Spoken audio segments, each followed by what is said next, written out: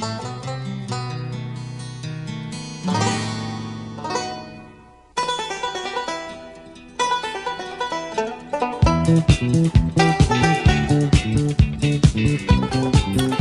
and welcome to another episode of the Cover Zero podcast, the show where I cover the least in the best way possible. I'm your host, Jason Wells. Today is Friday, January 10th. Wildcard football just around the corner, and I am here to preview all those games and to mainly talk about what teams I actually think are serious contenders versus the pretenders that are still kicking around. We're going to do NFL Weekly Update, where I'll talk about all the firings that just happened, a few other news and notes mixed in there, talk about what I think the best head coach openings are, and then we're going to end it with me going over my preseason hot takes for the year and ending it with my off-season hot takes. Going to be a good episode. Again, a lot to go over here, but should be good. And before we get into it, again, if you want to vote on the Cover Zero NFL Awards, link is in my Instagram bio at cover_0pod. You'll find it there. Vote away. Got some new awards that if you voted, you can change your vote. You can go vote for the new stuff. But I guess let's get right into the episode with this NFL Weekly Update. Going to be a much quicker one. There really hasn't been that much news. Well, there obviously has been a shit ton of news, but most of it is these firings that have happened in the last few days. But on Wednesday's show, I spoke about most of them. We had one more new one, which literally happened 3 minutes before I recorded, but so I'll just get into it. I'll quickly go over maybe one little blurb about what I think of the firing if you didn't catch Wednesday's episode. But yeah, the Pats fire first-year coach Jerod Mayo. Definitely undeserved being firing, but Kraft did come out and be like, we didn't put him in the situation, like he felt bad. So Jerod Mayo, one and done. Doug Peterson, done with the Jags. Made a lot of sense. They were just kind of coasting along. I mean, that whole staff just wasn't good. Antonio Pierce gone as the Raiders head coach. Another one and done head coach. Again, hard to win when you don't have a quarterback or just a good roster in general. And hard, again, quick fixes don't come overnight. And the new one was they also fired Tom Telesco, who I think he thought he had some level of job security because, again, firing your head coach and then waiting 2 days and then firing your GM seems a little weird.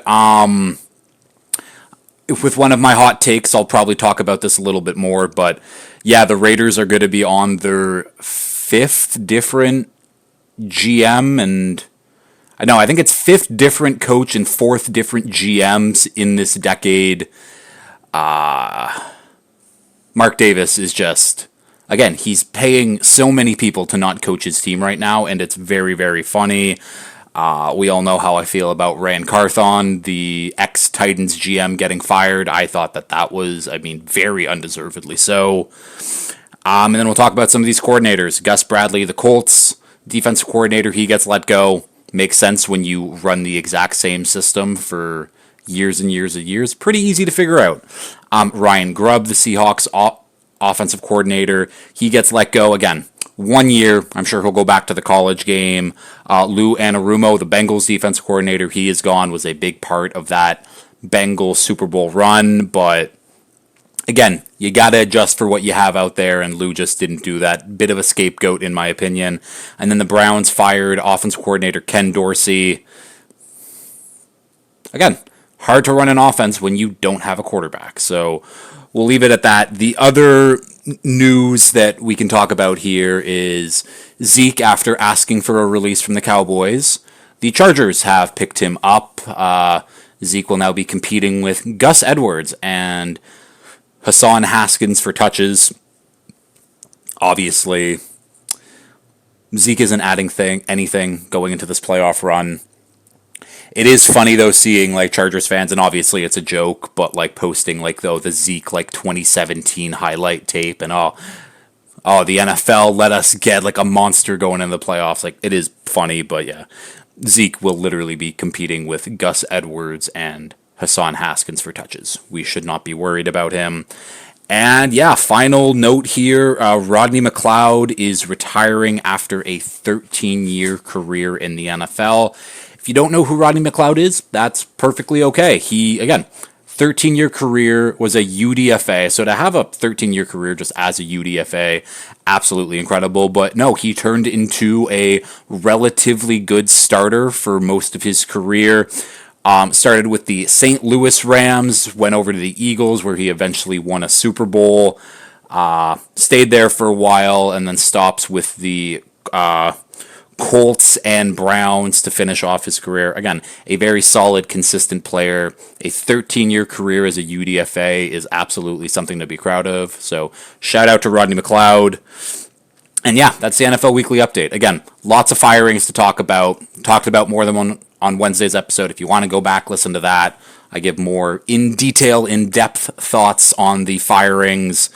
The only one I didn't talk about is the Tom Telesco one, because again, it just happened. But let's talk about these actual openings in the NFL, these head coach openings. So right now there are 6 openings in the NFL. We've got the Raiders, we've got the Bears, we've got the Patriots, the Jags, the Saints, and the Jets. 6 in total. Don't think there's going to be any surprise firings between now and next episode, but you never know. NFL ownership, it's iffy. It's very iffy nowadays, but I'm going to rank these jobs 1 to 6. Or should I go 6 to 1? No, let's just go 1 to 6. So starting off with number 1, and I think I'll say this before I actually get into it, I don't think any of these jobs are all that great. I think that there's better jobs, and then there's just worse jobs. But in terms of actually getting, I don't know, like having like, oh, this is a great fit, I don't know. I'm a little iffy, but right now, my number 1 job available is the Patriots job. You have Drake May, who looks like he is going to be the franchise quarterback. You have him under a rookie contract. You have a shit ton of cap space to make this team better and go in the direction you want to go to. It's basically a blank slate with the QB already filled in, which, if you could give that to any head coach, that sounds great. My one issue with this is good ownership. Yeah, Robert Kraft, we all know, again, the Patriots dynasty, yada, yada, yada. He's the owner behind that, but did he really have to do that much other than let Bill and Tom Brady just kind of like do their thing for 2 decades? We haven't seen what type of owner Bob Kraft really is, other than he likes to frequent some certain massage parlors down in Florida, but it's a very good opening with not too many questions in general about it. It is my number 1 opening right now because of all that cap space, because of Drake May, but again, it's a blank slate of a roster, more or less. Once we see who they hired, because I have some opinions on, depending on who they bring in, that could happen, might not happen. We'll see, though. We'll see if I'll unleash the take if we get to it anyways. At number 2, we have the Jags, and the Jags would be my number 1 destination if it weren't for Trent Baalke still being the GM. Again, on Wednesday show, if you listen to it, I think Trent Baalke is one of the worst GMs of this century. He has not done anything to prove, other than probably schmooze up to owners, that he should be the guy. He has constantly failed in every situation that he's been given. And the fact that he's still around makes me, if I was a potential head coach candidate, makes me a little weary of being like, I don't want to be there. That guy's an idiot. And yeah, could it be the 1 year? But you want to get people in on the same timeline, on the same page from the get-go. Again, a lot to like about the Jags. They have a bunch of talented people on the roster. Trevor Lawrence, again, I think he is still viewed around the league like the could be a top 5, top 10 guy, where right now he is fringe top 20. it is what it is, and you got 6 more years left of him. So you know Trevor Lawrence is your guy for the foreseeable future. So if you want to, what's the expression I'm going to use? I don't know. If you want to put all your eggs in that basket, be like, you're fine with Trevor Lawrence, and I think a lot of head coaches would. Florida, the weather's nice, no state income tax, and again, an owner that is an idiot. I think Shad Khan has proven that. I mean, the Jags' track record has just proven that since he's been the owner. But someone who I think tries and thinks that they're putting the team's best interest in play constantly, but has never actually made good decisions. But Jags come in at number 2. My number 3 spot is the Chicago Bears. Again, they got that quarterback on a cheap deal, Caleb Williams. They have some pieces around him on that defense, couple weapons on offense. You have things to work with. The negatives against it, again, we'll talk about ownership here. An ownership group that is absolutely terrible, who, again, constantly gets in their own way, and between hirings and firings, it's just, again, it's all a mess. The Bears have always been a mess, other than that one season in '85. But again, Caleb Williams, you got decent pieces. You got 2 good weapons with DJ Moore and Rome Odunze. You got good pieces on the defense. It's an easier start to build with, anyways. You still have that 10th overall pick. It's more so just the ownership is, ugh. And again, it's kind of like the Shad Khan, where it's just like they can't get out of their own way for a lot of it. And the other thing is, if you take that job, you're now in a division with Dan Campbell and the Lions, Kevin O'Connell and the Vikings, and Matt LaFleur and the Packers. 3 very, very good teams. Like, the Packers finished, what did the Packers finish? 11-6 this year. 5 of those losses came against the NFC North. One of those actually coming from the Bears. And then we all know, again, Vikings 14-win season, the Lions a 15-win season. It would be very tough to be competitive in that division just in general. So it's a much harder job to take, but you have pieces and guys there that make it more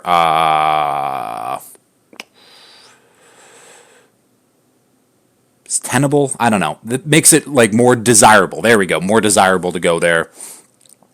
Next job up here is the Las Vegas Raiders. Again, it's basically a blank slate for whatever you want to do, whether it be, again, they got Max Crosby, they got Brock Bowers, I like Jacoby Myers, Christian Wilkins, like, again, they got a couple pieces, but really it's Brock Bowers, it's Max Crosby, like, those are your guys. No head coach, no GM now, but as I said in the NFL Weekly Update, Mark Davis is now on his 5th, this is going to be his 5th coach if you include intern Rich Bisaccia, which I will, he was a good coach for them, and their 4th GM since the start of this decade. That's absolutely terrible. I don't know what the direction of this team's going, and it looks like it's going to be a Tom Brady run team at this point, where all the reports seem like Tom Brady's really getting his fingers on the team, which I don't know how that works with him being an NFL announcer.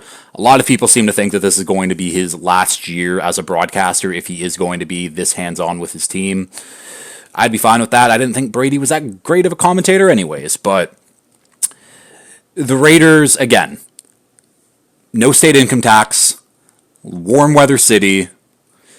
You have an owner that they want to be good, and it's the same with all these others. They want to be good, but can't get out of his own way. Again, it all depends on who the hirings are, but again, this is a roster that does not have a lot of talent, doesn't have a QB on it right now that is worth a damn anyway. So the Raiders are my 4th best. And I put the New Orleans Saints at number 5. And when I talked about them on Wednesday's show, is the Saints finally bottomed out. And it was a great thing that they finally realized, oh, this team sucks, this roster is old.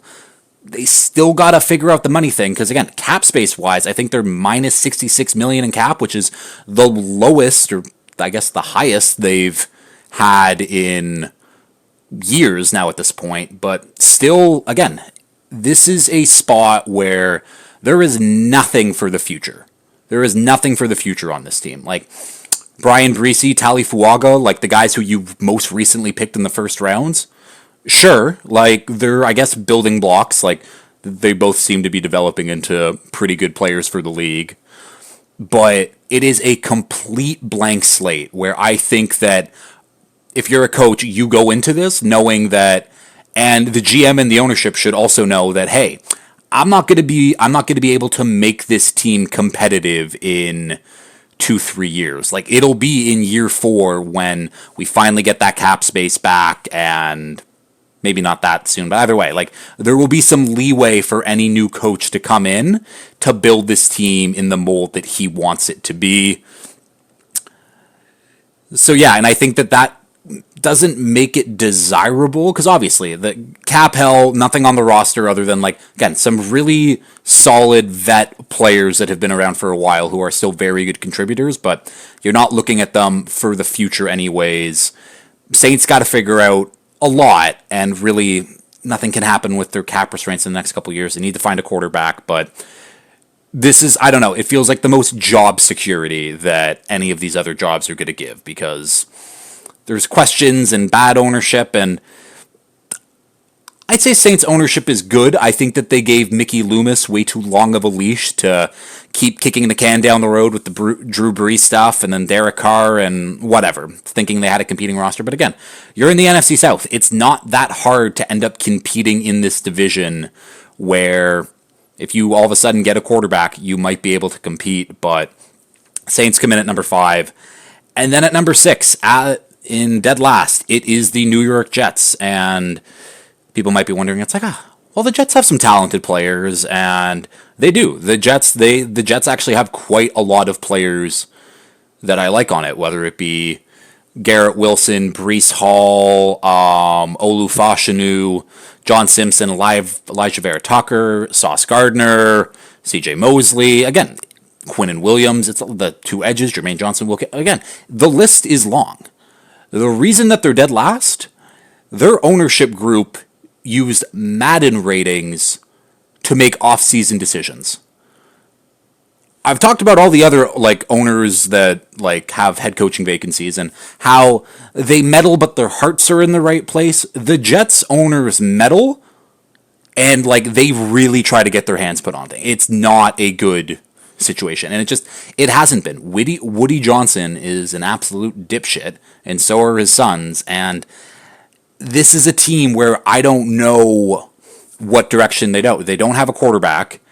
They have a lot of talented players, but you're in a weird spot with the roster where, and why would you want to deal with Woody Johnson? Why would you want to deal with the New York media? That's why it is my least desirable job right now of this cycle.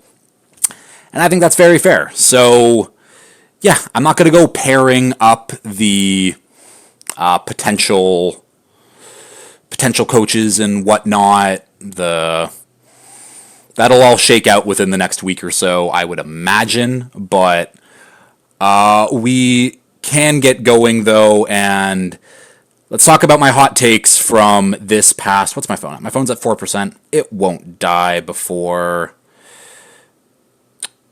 this ends. But either way, let's talk about my hot takes from the start of the season where, honestly, I felt pretty good about a couple of them. I had 7 of them at the start of the year, and I am happy to report that I went 0 for 7 on all of them straight up. Like, basically, like, for what I wrote, I went 0 for 7 on them. I'm going to talk about every single one still, because I can talk a little bit about how, was I wrong? Yes. Was I directionally correct? Also, yes. So we'll start off with my first one. Russ, Carr, the Nasty Man, and Minshew all lose their jobs this season. Now, with Russ, can't really give much. Like, Fields started off pretty good. I think they were 4-1 to start the year. Russ comes in, he looks pretty good, and then these last 4 games, it's looked like the Russ and Broncos, and the team just looks unfunctional, but I can never say that, oh, Fields came back in and stole his job, and even because injury. Because with Carr never lost his job, but with injury, Spencer Rattler was able to come in and play a good chunk of games. With Deshaun Watson, again, I don't think he would have actually lost his job, but with injury, Winston came in. With Minshew, with injury, AOC came in, and even though Minshew was probably the only one who I could really count for this, so no, did all of those guys lose their jobs during the season? Technically, no, but all of them got replaced other than Russ at some point, and technically kind of Russ, but either way, I'm counting that as a wrong one, but again, directionally correct, which I am okay with. At number 2 here, Dalton Kincaid leads the Bills in receiving yards. Obviously, he did not do that. That was an honor held by Khalil Shakir.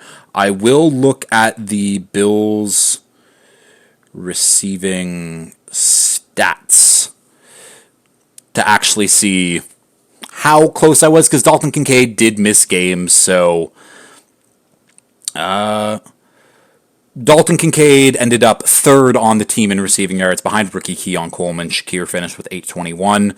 So, no, I was wrong about this one, obviously, but I was right that the totals and how spread out this offense was going to be, I was correct about that.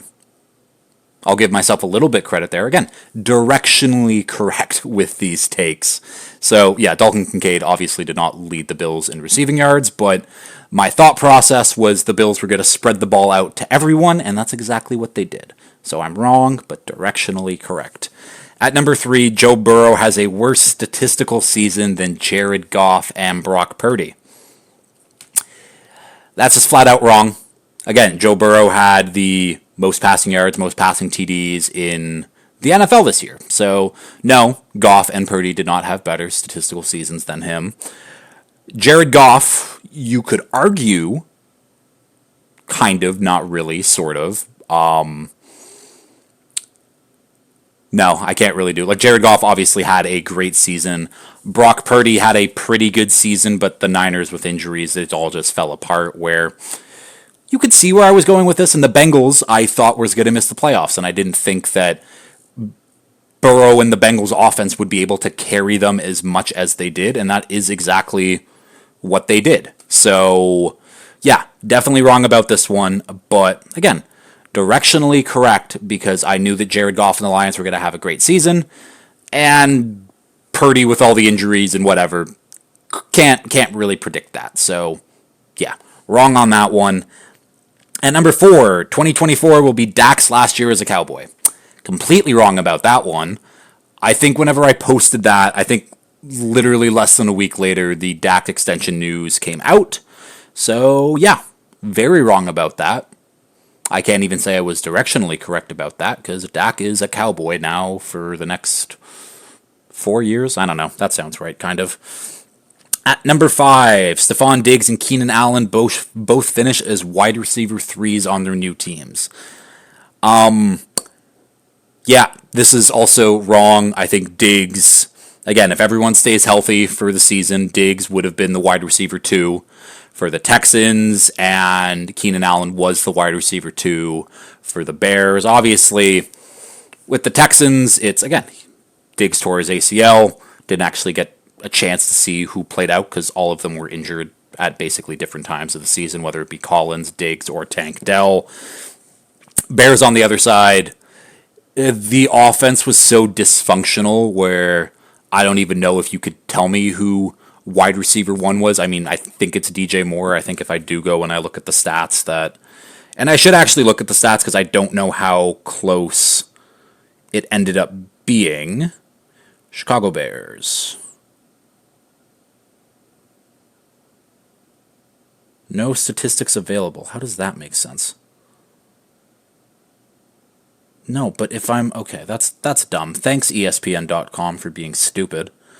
I went to go switch teams, but since it was in, like, the Bills stats, it didn't just switch to the Bears, even though I switched the team to the Bears, so now I am doing it. Bad podcasting here. The Bears receiving leaders, yeah, DJ Moore, Keenan Allen. Keenan Allen was definitely wide receiver 2, but it was actually closer than I thought. Keenan finished with 744 yards on the year. Rome finished with 734. Keenan beat him in receptions and TDs, so he definitely does get the edge. But again, relatively kind of close, but not really at the same time. At number 6, the Panthers improved their win total by at least 5. I also should say these are going in like progression of hotter and hotter takes. So yeah, this was an extremely hot take. And no, the Panthers did not improve their win total by 5. Did they improve their win total? Yeah, they did. They definitely improved their win total because they picked first overall last year. But yeah, the Panthers were not a good team. But again, my take in August, at the end of August, was if Bryce Young can be the guy, I think that Dave Canales and the offense and the run game and the defense will be whatever. Like, they can be pretty good. And I thought the defense could have been better. Obviously, injuries and whatever kind of fell apart. But if Bryce would have been the Bryce that we saw for the second half of the season, when he started the season, no, would they have improved their win total by 5, but would they have improved their win total by 3? Potentially. So, again, definitely way wrong on this one, but the Panthers are on the up and up, so directionally correct. And at number 7 here, the most kickoff return TDs this century. That mark, I forget what year it was, but it was 26 TDs. With the new kickoff rule, I was excited about, like, okay, we might get some more kickoff returns, blah, blah, blah. We had 7 this year. 7 isn't even, like, within the last, 10 years, it's not even, one of the best marks of the last decade. So, way off on that one. But I will say that the return yardage on kicks this year was higher than it's ever been before, and considerably higher than it has been. I'm mad I actually didn't write it down. Kick. Yeah, nope, that's 2020. Damn. Kick return stats by season. Because, yeah, the return yardage, and again, this is just bad podcasting by me yet again, but if you look at the yards per return, so this season, yards per return was 27.6, which is nearly 4 yards more than the second highest total in 2014, which was 23.8. So, guys were returning the ball further this year, which I will take again, as a directionally correct win, but yeah, I was wrong on this one. So, yeah, those are my hot takes. I will promise to get one right next year. But now let's get into my off-season hot takes, starting with number 1. Sam Darnold is the Vikings QB of the future. So, this could mean quite a bit, but I think that Sam Darnold, again, playoffs haven't happened yet, so we saw him kind of get the yips in that last game against the Lions, and his stats were comparable to his seeing ghost game with the Jets, which that's not great going into the playoffs, but I expect Sam Darnold to bounce back and this team to bounce back in the wildcard games, and I think Sam Darnold will prove that the Vikings should pay him to be their long-term quarterback of the future. And what that means for J.J. McCarthy, again, this is a very QB-needy league right now, where this draft, we got 2 guys, Cam Ward, Shedeur Sanders. Neither of them I'm confident in. J.J. McCarthy, he at least flashed in the preseason, and I think pre-draft-wise, lots of teams probably would put him above Sanders and Ward. So I don't know, if you can get me a 2 second-round picks or a late first, if you're the Steelers and you're wondering what to do at quarterback, I don't know. Do you give up 20th overall for J.J. McCarthy? I'd think about it anyways. But I think Sam Darnold stays as the Vikings QB of the future. And I'll say this too, this can't be a franchise tag because that doesn't mean the future. That just means for next season. But I think the Vikings sign Sam Darnold to a 3-4 year extension, and he will be their QB for probably the rest of this decade anyways. My next hot take is a star player gets traded this offseason. Again, not that much of a hot take. I think a star player gets traded pretty close to every offseason. I was trying to remember if one happened last year. Did one happen last year? I'm sure one did happen last year, and I just can't remember what happened or whatever, but either way. Star player gets traded, but I have narrowed it down to 5 players. So I believe one of Chris Olave, Garrett Wilson, Sauce Gardner, DK Metcalf, or Myles Garrett will get traded. With Chris Olave, I mean, again, the situation is awful in New Orleans right now. He's had a bunch of head injuries dealing with really bad QB play. His brother tweeted out when he got his latest concussion that it's like, oh no, like, we're gone, which, again, it's his brother tweeting it out, doesn't really mean anything, but if Chris Olave wants to leave, I think the Saints would feel pretty good with letting him walk and trying to acquire some assets back to rebuild this team from the ground up. With Garrett Wilson and Sauce Gardner, both guys also from that 2022 draft class, both very good players. Sauce had a very, honestly, yeah, I'll say it, he had a very bad year, especially for his standards. He did not live up to any kind of expectations that he had.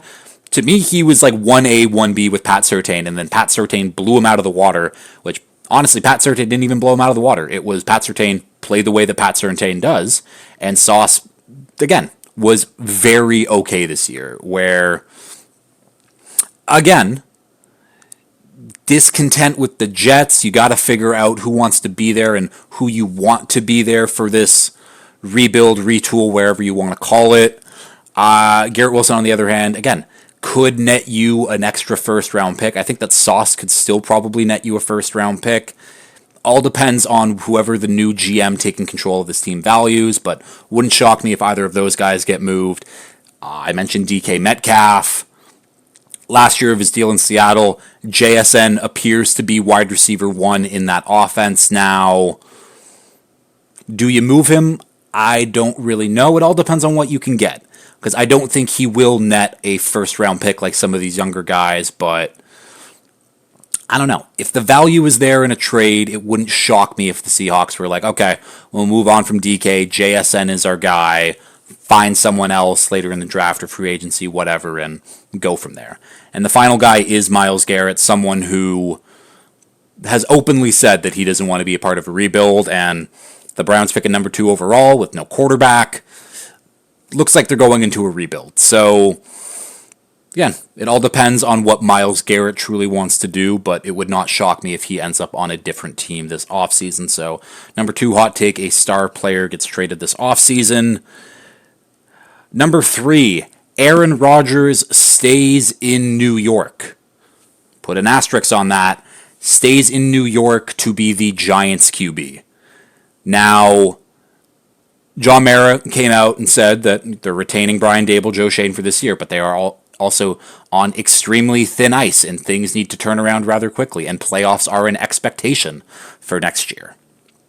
Does drafting a QB 3rd overall meet those expectations? I don't think it will. So they will have to, again, probably still draft someone at 3 overall, but bring in a vet QB who can lift this roster up to where it should be, because they have been dealing with very bad QB play for a while now, and this is even going back to Eli Manning, because the last few years of Eli weren't very good. But Rodgers could come in and be the best quarterback that the Giants have had in a decade. Now, I'm not a fan of Rodgers, what he brings to a team vibe-wise and team fit. He's kind of just a smug asshole. I think his play has also declined over the last few years. But again, he would be the best QB that the Giants have had in the last decade.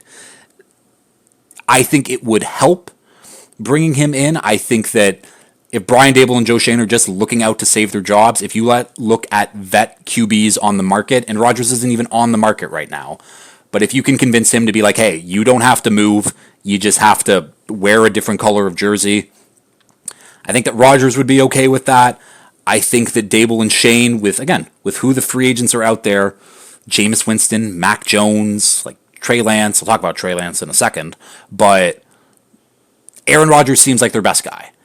And the roster isn't terrible, and I think that Rodgers could do some good things for the other New York team. So that's my third hot take. Aaron Rodgers stays in New York.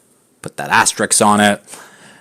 At number 4 here, I mentioned Trey Lance. Trey Lance becomes someone's starter week 1. Trey Lance has just not played enough football in general. High school, college, NFL. He's taken...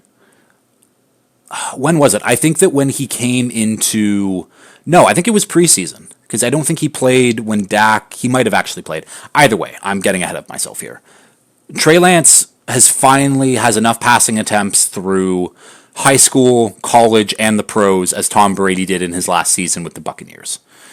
The man just needs to play football. And again, with how QB needy a lot of the teams are out there, would not shock me if Trey Lance, who is still a lot younger than guys who were drafted last year and even this year, would not shock me if he gets an opportunity to start for someone week 1. We saw him play in week 18. He looked fine. Again, not a ton to work with, and you throw him out there just to kind of see what happens, but I think Trey Lance does end up being someone's starter week 1. That's my number 4 hot take. My number 5 hot take, again, I've already talked about these quarterbacks, but no QBs are drafted in the top 10. This year feels eerily similar to the 2022 class, and not in terms of like actual draft prospects, because again, Shedeur, Cam Ward, much better prospects than anyone in that 2022 class, which was like Kenny Pickett, Malik Willis, Desmond Ridder, Sam Howell. They're better prospects than those 4 guys, obviously. Doesn't mean that they're great prospects. Doesn't mean that they're even really like good prospects. And in mock drafts, it's like, again, when you have so many QB needy teams, it's just QBs are the most important position on a team where teams will want to fill those needs. And there were mock drafts basically up until weeks before the draft where the Lions at number 2 overall were picking Malik Willis.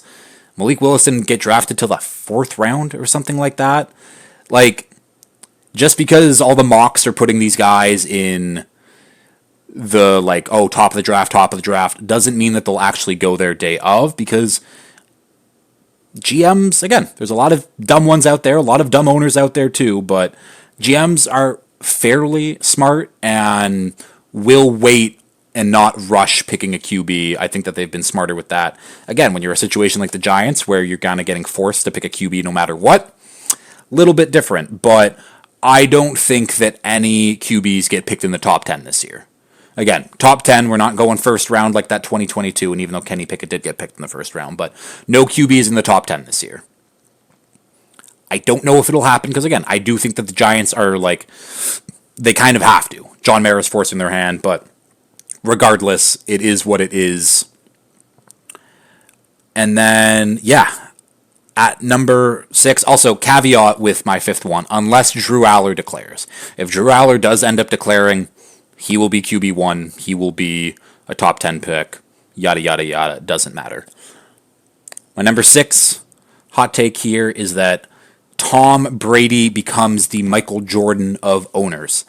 And I don't mean that as a compliment, meaning like, oh, Michael Jordan, he's the best, one of the best basketball players of all time. No, I mean it as Tom Brady will become a Michael Jordan type owner and just put his hands on things and not actually understand what it is to build a team. Now, again, this is a fairly hot take, and it's also a hot take because Tom Brady only owns, I think, 10% of the Raiders, but with the way that this offseason has started for the Raiders, Tom Brady seems like he is pretty much in full control of the offseason decisions so far with firing Antonio Pierce, look to see if he could get on the same page with Tom Telesco and then let Tom Telesco go. Brady is running the show here, and Brady obviously has some leeway. He's the best quarterback of all time. He's been around a winning culture in New England. He is the winning culture for whatever franchise he goes to, but playing and running a team is completely different. And how Michael Jordan found out with the Bobcats/Hornets, it's very hard to do. And this is more just me taking a shot at Tom Brady just because I want to, but yeah, Tom Brady becomes a Michael Jordan type owner where it just doesn't work out well, and the Raiders will continue to still being the Raiders at the end of the day. Yeah, I just wanted to take a shot at Tom Brady more than anything, so we can keep going here. And yeah, my final hot take, the hottest, the spiciest of hot takes. Ben Johnson does not leave the Lions. I talked about it I didn't talk about it, but I talked about these head coach openings and I ranked them earlier in the show. None of them are great. Like, really.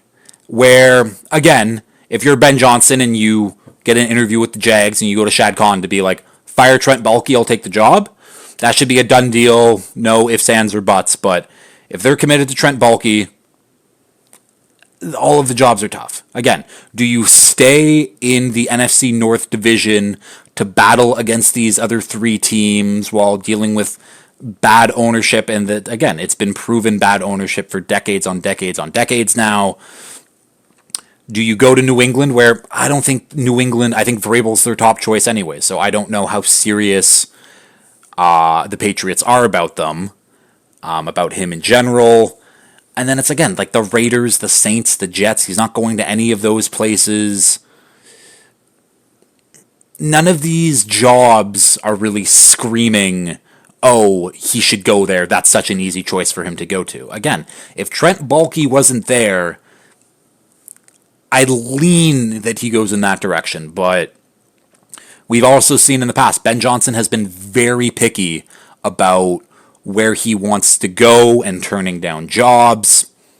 Wouldn't shock me if he does it again for this cycle. I think things change. If the Lions do end up winning the Super Bowl, I do think that he does. But again, he can't get hired officially until the Lions season is done. And the farther the Lions go in the playoff process, the least likely it is for him to get hired. We will see, but that's my hottest take, is that Ben Johnson stays as the Lions offensive coordinator for another season.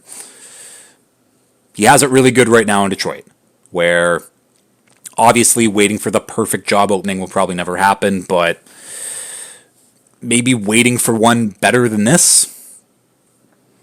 Not awful. I mean, hell, if he wants to wait one more year and then head on back to Miami, I'm okay with that, but those are my off-season hot takes. Let's finally get into this playoff preview now. Starting off with the first afternoon game, so I have them ranked still. So these aren't power rankings, because I'd honestly have some teams in the power rankings ahead of some of these playoff teams. So these are just playoff rankings in general. But the number 10 Chargers going against the number 13 Texans. Chargers -3, total set at 42.5. What seems like every single time the Texans are in the playoffs, they play at that 4:30 Saturday slot game. And for a good reason. They're not an entertaining team, and really, other than that one Deshaun Watson year, I think that 2019 year where it looked like they were going to beat the Chiefs and the Chiefs just had that big comeback, that was basically it for them. Every other playoff appearance that they've had has been a flash in the pan and just like, oh, they made it because the division sucks. So pencil them into that 4:30 Saturday time slot every single year, and it literally has been every single year that they've made the playoffs, which is just funny. But I don't know what to expect from this Texans team. It's like, oh, did they shake off the rust with their one drive against the lowly Titans last week where they went down the field relatively easy? Like, maybe. I doubt it. But there are some interesting matchups in this game. On one side, on defense anyways, you have Derek Stingley, who will be covering Ladd McConkey for basically the entire game. I have a good idea who's going to win that matchup, and I'm pretty sure it's going to be Derek Stingley. So that leaves the Chargers' weapons relatively limited, and we've talked about how limited these Chargers' weapons have been. Obviously, QJ had a bit of a resurgent season. He looks like he's going to be a quality NFL player, which very happy for him anyways, but the weapons have always been a big question mark with the Chargers this year, but that Texans' really good pass rush should get nullified by Joe Alt and Rashawn Slater. That's a fun matchup to look out for. But again, you get the Chargers' decent defensive line going against a bad Texans offensive line where something's got to give on one of those sides. This just isn't a pretty matchup in general. I think that the Chargers are going to win. I think that the Chargers have been very consistent all year. Honestly, I'd say that they're better coached in what they're expected and what their game plans are, where the Texans have just been bumbling, fumbling, stumbling basically the entire season. They are very hurt right now, too. It'll be the Nico Collins and Joe Mixon show, and everyone else on offense will just kind of be there. Again, barring like a John Mechie, Xavier Hutchinson breakout game or like a Robert Woods resurgence game, I don't feel confident with the Texans offense whatsoever. Yeah, do they have a home game, but I don't know. Would I take the Chargers with the points? Definitely not, but I am going to take the Chargers in this one. Again, both teams who I don't consider serious threats in the playoffs and in any like long-standing thing, but shout out to the Chargers for making the playoffs and potentially winning a playoff game in what I thought was going to be a major retool year for them, and they ended up making the playoffs, so big ups to the Chargers. That Saturday night game, we have the number 4 ranked Ravens against the number 14 ranked Steelers. Ravens minus 9.5, total set at 43.5. The Ravens have an interesting, and I don't think you can call it a trend yet because it's only 2, but they have gone 12 years between each of their Super Bowls, and their quarterbacks starting for them have each been 28. So that's Kyle Bowler in the 2000 season, where they won. He was 28 years old. 12 years later, Joe Flacco at 28 years old wins the Ravens their next Super Bowl. And now you have Lamar Jackson 12 years later, 28 years old. Will this become a trend for the Ravens? And obviously this is I don't even know what I'm going to say, but obviously this is like a made-up thing. It would be really cool if it happened, and then you could just be like, oh, in 2036, the Ravens are going to win with whatever quarterback. But yeah, the Ravens are obviously going to win. It's very easy to say that. Now, the Ravens will be missing Zay Flowers. Zay Flowers got hurt in that game last week against the Browns, which, should he have really been playing? Should any of those starters have really been playing once they went up high enough? No, probably not, but here we are. But the Ravens should be able to win this one relatively easy. Yeah, do they have their problems with Mike Tomlin and the Steelers historically? Of course, but the Steelers suck. And the Steelers have proven that they suck over the last month of the season, where the Ravens have just looked better and better and better, and especially their defense, where there are some issues with their defense to start the year. Rookie defensive coordinator Zach Orr not having guys in the right positions, or guys, and again, first half of the season, it looked like a very average defense, where this last half of the year, the Ravens defense has been one of the best in football. They're getting after the quarterback. They're making plays in the secondary. They're stopping the run really well. Like, this is one of the better defenses in the league. And, oh no, you got to go against Najee Harris and Jalen Warren and Russ throwing one type of, like, Russ can throw one type of ball. It's a deep ball. If you can defend the deep ball, which again, Russ throws a really nice ball, and if George Pickens doesn't have butterfingers, that's all you got to worry about. The Ravens will handle the Steelers easily. Steelers got a lot to figure out, obviously, with just in general, and we'll talk about them on Wednesday's show when they eventually lose, and I can talk off-season plans for the Steelers, but Ravens are going to win this one very easily. Very, very, very easily.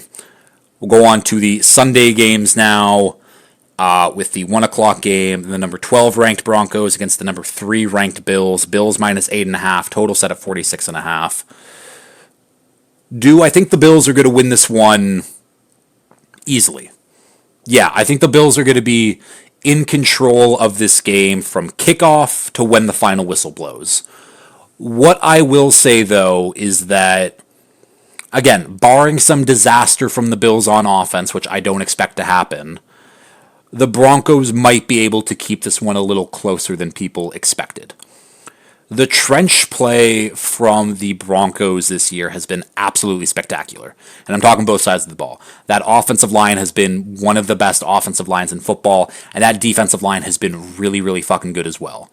Now, that really good Broncos defensive line will be going against a very good Bills offensive line, so we'll call that a wash, where on the other side, this really good Broncos offensive line is going against a okay, they got some players on it, but it's an okay defensive line and defense at best, where the Broncos should be able to push the Bills around, at least on that side of the ball. Where everything kind of breaks down and why I don't think the Broncos could actually win is because Javonte Williams sucks. They don't have a running game that can actually like gash these holes that the linemen are giving them. Bo Nix is fine, but again, I'm not worried about Marvin Mims and Courtland Sutton consistently gashing what the Bills are doing. And yeah, I believe in Josh Allen a ton to be able to score 24, 25 points on the Broncos like relatively easily. Like again, I think that the Bills win this one. They control the game the entire time. It's never in doubt that the Bills are going to win this one, but it wouldn't shock me if in the fourth quarter, the Broncos are only down by one score, and then it still finishes with like a Bills 10, 13-point lead or something like that. I don't know, but yeah. The Bills are going to win this one. Broncos, great season, but like again, you're not a contender. Simple as that. Next game up here, the Sunday night game. Oh, wait, no. It's the Sunday late afternoon game.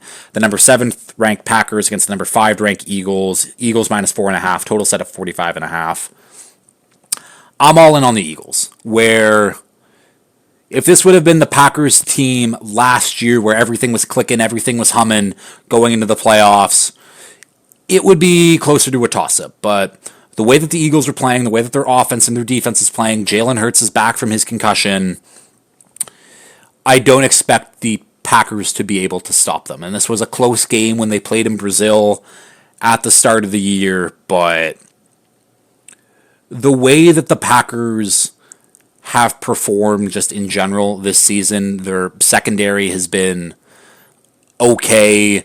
The pass rush has been like, again, okay. Like the defense is playing well, but not well as like a unit. There's certain players that are playing like pretty well, but like altogether as a unit, it's an average, like it's a pretty good defense, and this Eagles offense is really damn hard to stop, especially when everyone's fully healthy.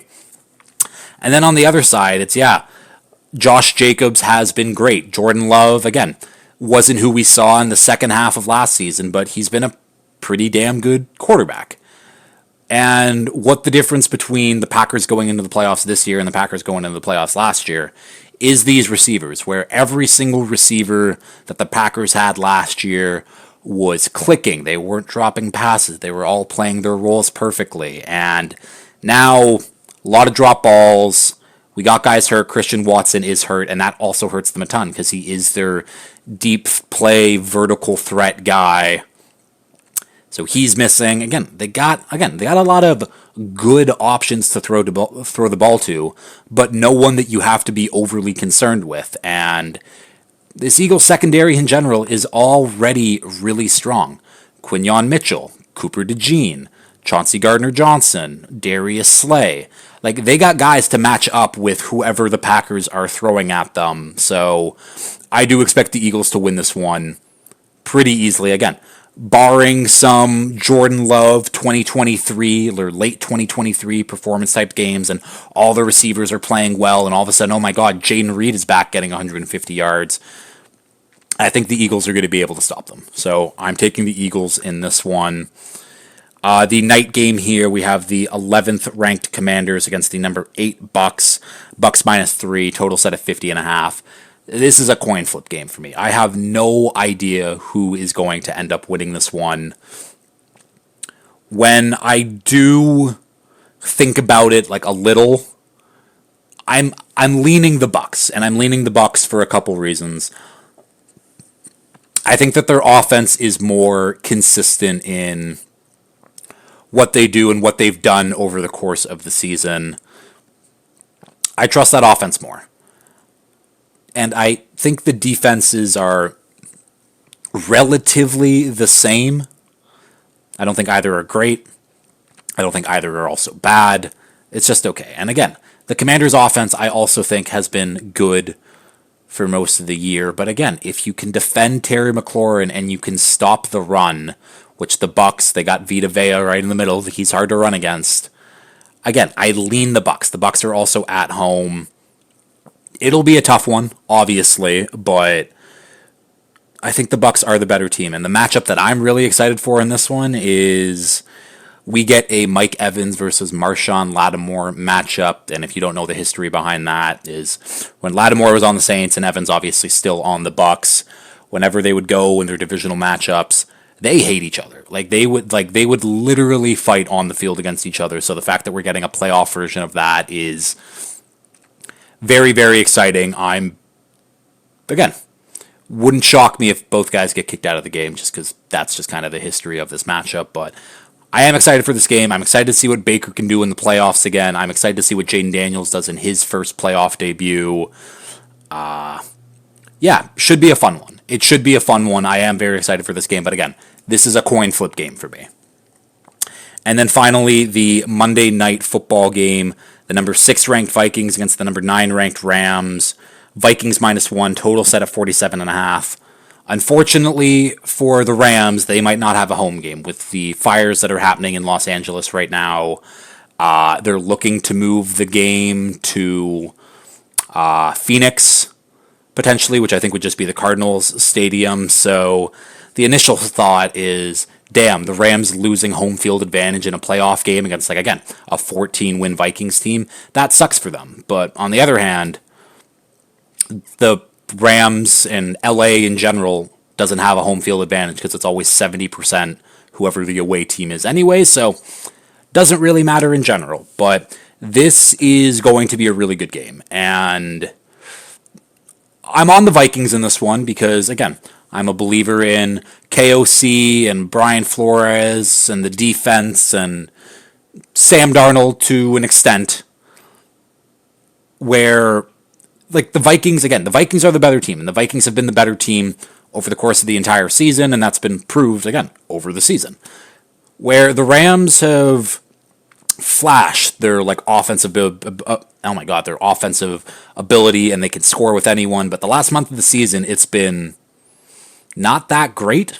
So maybe this extra week of rest that they had after week 18, maybe that helps them out a little bit. Their offense is firing, but has me a little bit worried. Now, do I think that Sean McVay will have his guys ready and prepped for a playoff game? Absolutely. This is what Sean McVay does best. What he's known for is he will have his guys ready to play playoff football. He has been there before, obviously Super Bowl champion, made it to another Super Bowl.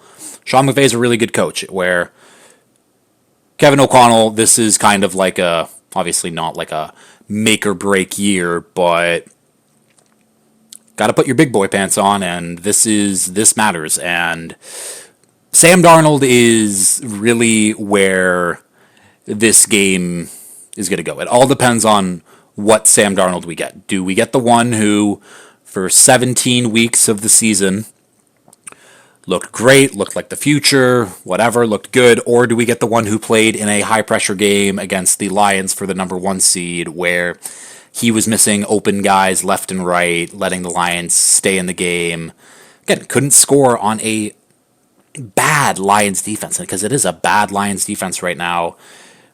Sam Darnold was seeing ghosts. Again, I mentioned it earlier, but like his numbers in that game were comparable to what he did in that game against I think it was the Patriots when he played for the Jets. So this is a big game for Sam Darnold, and this is a big game for his future, because if he has that stinker against the Lions and if he has another stinker against the Rams, he now goes from like, oh, teams are going to give him a $120 million contract with a ton of guaranteed money to some team will give him like a relatively big deal, maybe a 2-year deal to come in and like see what he has and maybe he can be the guy, but teams are less comfortable in doing it anyways, where again, I think that Kevin O'Connell believes in his guys. He believes in Sam, and I think that Sam will have a bounce-back game after that bad Lions performance. And I think that Sam also knows that he had a bad game against the Lions, and he needs to be better. So I'm expecting a much better Sam Darnold than the one that we saw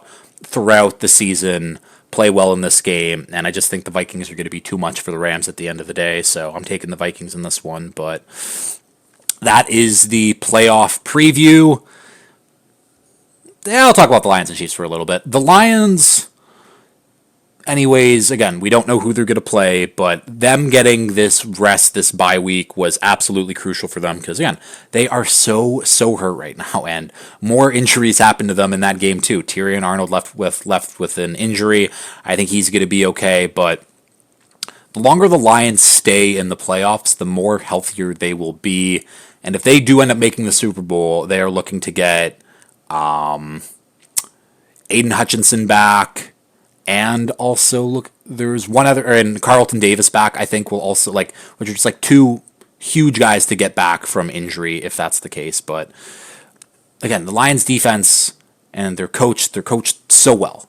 They are coached extremely well. Where I'm not doubting them, but they will have, again, they'll have some tough matchups, and if everything goes the way I just said, they'll be playing the Vikings again for a third time, and you best believe that the Vikings and Kevin O'Connell will have a different game plan, or they'll just execute their game plan properly this time. And then the Chiefs who are literally completely healthy across the board, other than Rashee Rice, of course, but they got Jalen Watson, their corner back from injury now, too. Their defense is good to go on all ends. They got so many guys to throw to on offense. Pat Mahomes, again, the offense looked, since Hollywood got back in the lineup, the offense looks more explosive and better than it did throughout the entire season. So, yeah, the Chiefs are really fucking good. So, yeah, I still expect the Chiefs to win the Super Bowl, like I predicted in the offseason. And I think my prediction was Chiefs-Lions, which I did do a playoff bracket, and I had Chiefs-Vikings, which I don't like. The NFC is really tough. The NFC is very, very tough. I think that the AFC, while still being tough, it's only 3 teams that you can, okay, it's the Chiefs, it's the Bills, it's the Ravens, everyone else, whatever. Where the NFC, it's okay, you got the Lions, you got the Eagles, you got the Vikings, the Packers could make a run. Again, there's teams that can, make a run where I don't think that the Chargers, Texans, Broncos, and Steelers can make a run, whatsoever. Where all the teams in the NFC, if they get hot at the right time, maybe. Again, still doubt it for some of them, but maybe. So, yeah, that's the wildcard preview. That is the episode. This was a long one here, but my phone is at 2% now, so I timed this out perfectly. Excited to watch playoff football this weekend. Excited to watch Penn State Notre Dame tonight. Get to do a little prospect scouting. Get to watch Drew Aller and Abdul Carter and Tyler Warren and Nick Singleton. And then on the Notre Dame side, Jeremiah Love, who's not really a prospect yet because he's not able to declare yet, but he's fun. And other than that, I don't really know what Notre Dame guys I really need to watch out for, so I'll try to find that out. But very, very good weekend of college football that's going to happen. But I'll just end it here. As always, if you've liked this, please like, share, retweet, subscribe, all that fun stuff. Tell all your friends, and until next time, peace.